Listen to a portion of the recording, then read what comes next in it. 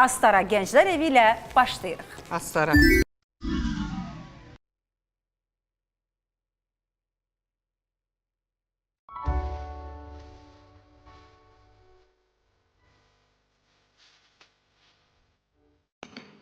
Kim inanmır özbülər? Mən çox inanıram qeyri-adlar var.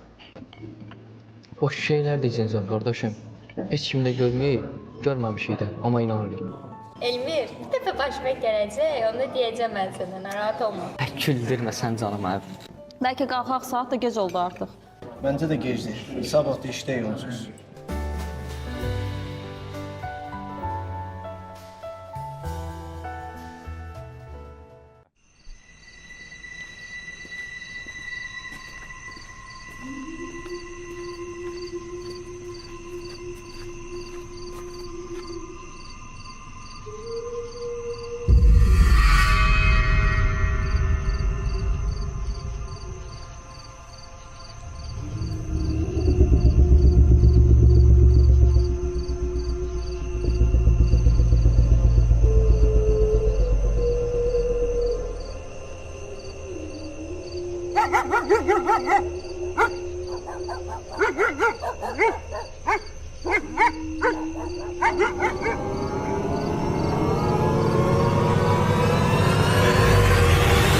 Elmir, burada neymiş?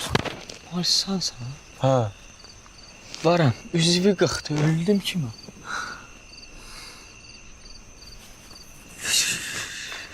yaxşısı.